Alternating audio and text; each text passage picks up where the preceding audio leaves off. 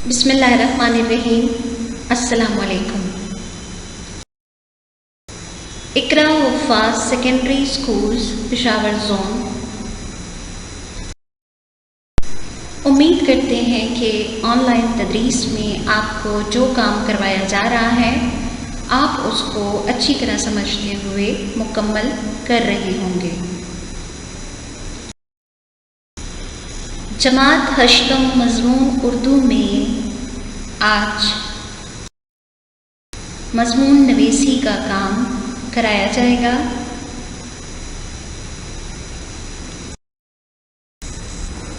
مضمون لکھنے سے پہلے مضمون نویسی کے بارے میں جانتے ہیں۔ کچھ ضروری ہدایات ہیں، آئیے ان کو سمجھ لیتے ہیں۔ کہتے ہیں کہ خیالات، طرز بیاں، ترتیب اور صحت زباں کا مجموعہ مضمون نویسی کہلاتا ہے۔ یعنی خیالات جس قدر بلند ہوں گے وہ مضمون اسی قدر حسین اور دلکش ہوگا۔ عمدہ خیالات کے ساتھ ساتھ مناسب طرز بیاں کا ہونا بھی ضروری ہے۔ یعنی اگر آپ کے پاس معلومات کا ذخیرہ ہے تو اس کو لکھنے کے لیے بہترین انداز تحریر بھی ضروری ہے۔ پھر کہہ رہے ہیں کہ ربط، ترتیب اور تسلسل، یعنی ایک کے بعد دوسری ہیڈنگ ترتیب سے۔ ربط، ترتیب اور تسلسل کے بغیر لکھا جانے والا مضمون صرف لفظوں کا ایک ڈھیر ہوتا ہے، یعنی اس میں کسی قسم کی کوئی ترتیب نہیں ہوتی، اس لیے پڑھنے والا صحیح معنوں میں مستفید نہیں ہو سکتا۔ ان ساری باتوں کے ساتھ ساتھ صحت زباں یعنی املا، گرامر، محاورہ کے لحاظ سے پوری طرح درست ہونی چاہیے، تب ہی ہم ایک بامقصد اور بامعنی مضمون لکھ سکیں گے۔ بچوں، مضمون کے حصے ہوتے ہیں، یعنی اجزائے مضمون میں آپ کے پاس 3 حصے ہیں، جن میں ہے تمہید، نفس مضمون اور مضمون کا اختتام۔ سب سے پہلے تمہید میں کام لکھا جاتا ہے۔ تمہید در حقیقت اصل مضمون شروع کرنے سے پہلے جو چند سطروں میں ہم موضوع کا اشارہ دیتے ہیں اسی کا نام تمہید ہے۔ در حقیقت تمہید سے پڑھنے والے کی طبیعت آنے والے بیان کی طرف مائل ہو جاتی ہے۔ یاد رہے کہ تمہید طویل نہیں ہونی چاہیے، یہ مختصر اور دلچسپ ہو، کیونکہ کسی بھی اچھے مضمون کا اندازہ تمہید سے ہی لگایا جاتا ہے۔ نمبر 2 پر ہے نفس مضمون۔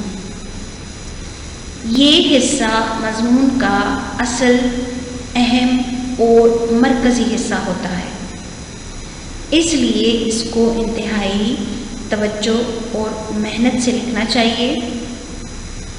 اس حصے میں تمام معلومات کا ذخیرہ لکھا جاتا ہے۔ نفس مضمون میں ایک ہی پیراگراف نہیں ہونا چاہیے، بلکہ حسب ضرورت پیرے ضروری ہیں۔ نمبر 3 پر ہے مضمون کا اختتام۔ یہ مضمون کا آخری حصہ ہوتا ہے، اسے ہم پورے مضمون کا حاصل نچوڑ بھی کہہ سکتے ہیں۔ تمہید کی طرح مضمون کا اختتام بھی مختصر اور دلکش ہونا چاہیے۔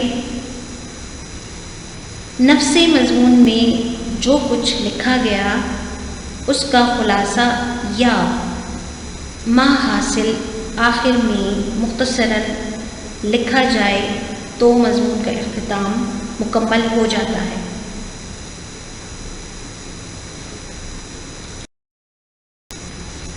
مضامین میں ہمارے پاس درسی مضمون نمبر 1 ہے، جس کا عنوان ہے ہمارے پیارے نبی صلی اللہ علیہ وآلہ وسلم۔ بچوں یہ تحریری کام ہے جسے آپ نے نوٹ بک میں لکھنا ہے۔ بچوں مضمون آپ کو شوق قواعد اردو کے صفحہ نمبر 197 تا 199 پر ملے گا۔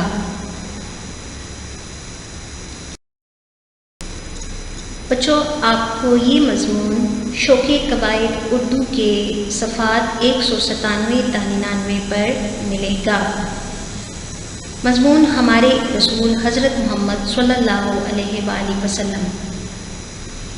بچوں آپ کو اس مضمون کی کچھ سرخیاں یعنی ہیڈنگز لکھوائی گئی ہیں، آپ نے انہی ہیڈنگز میں کام کرنا ہے، اس کے علاوہ کسی اور ہیڈنگ کو آپ نے نہیں لکھنا۔ تقریباً 9 ہیڈنگز آپ کو دی گئی ہیں۔ سب سے پہلے آپ نے آغاز میں لکھنا ہے پیارے نبی پاک کا اسم مبارک محمد صلی اللہ علیہ وآلہ وسلم ہے۔ محمد صلی اللہ علیہ وآلہ وسلم کے لفظی معنی ہیں تعریف کیا گیا۔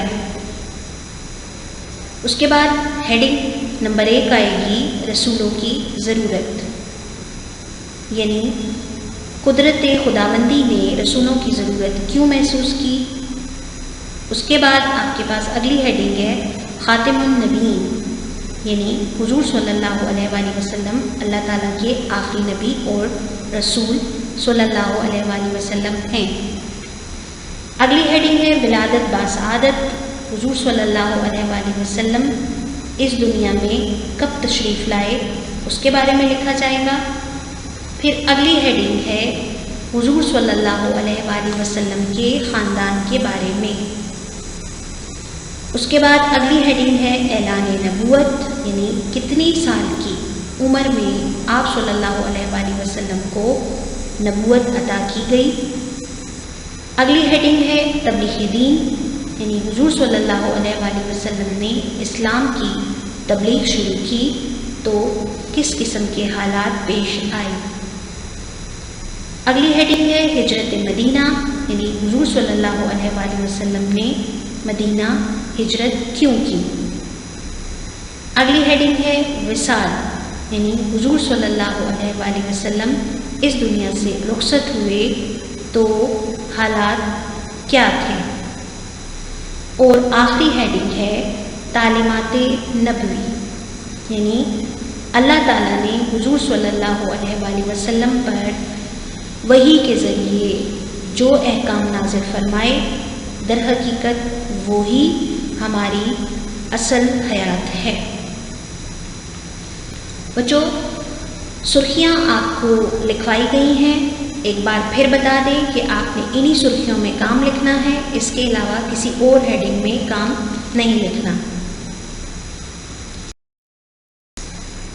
بچوں آپ کے پاس درسی مضمون نمبر 2 ہے جس کا عنوان ہے میرا وطن۔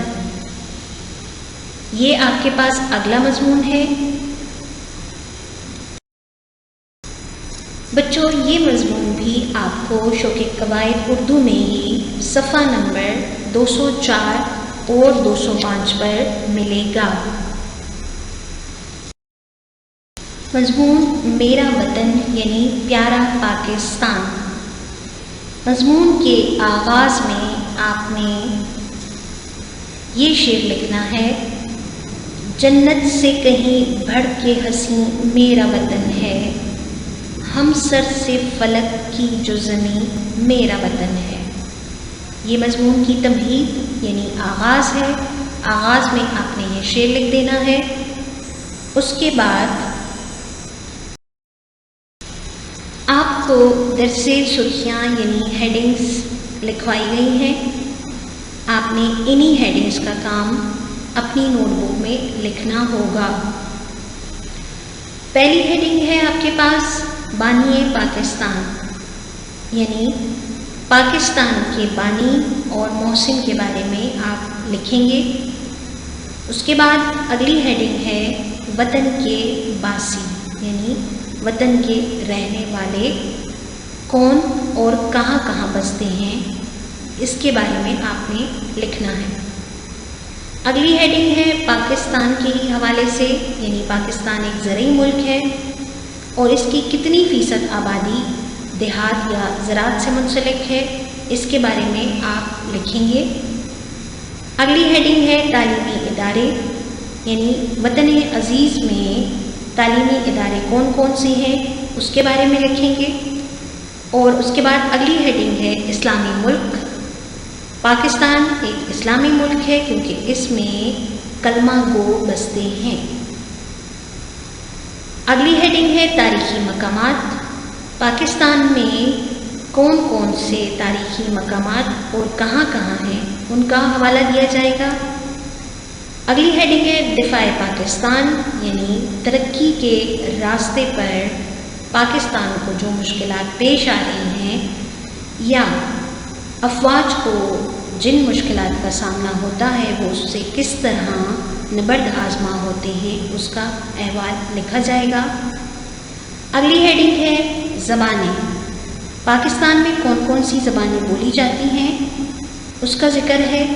اور آخری ہیڈنگ ہے وطن عزیز، یعنی وطن عزیز کا شمار دنیا میں کون سے ممالک میں ہوتا ہے اس کا ذکر کیا جائے گا۔ بچوں ایک بار پھر آپ کو بتا دیں کہ آپ نے انہی ہیڈنگز کا کام اپنی نوٹ بک میں لکھنا ہے، اس کے علاوہ باقی ہیڈنگز نہیں لکھنی۔ گھر کا کام آپ کے پاس ہے۔ سب سے پہلے آپ نے اپنی نوٹ بک میں دونوں مضامین کا کام مکمل کرنا ہے۔ اس کے بعد ان مضامین کا مطالعہ اور دہرائی کرنی ہے۔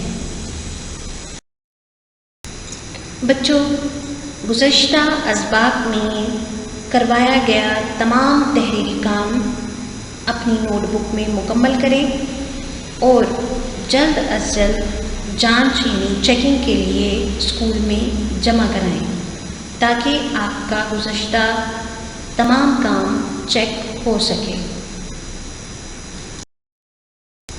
شکریہ۔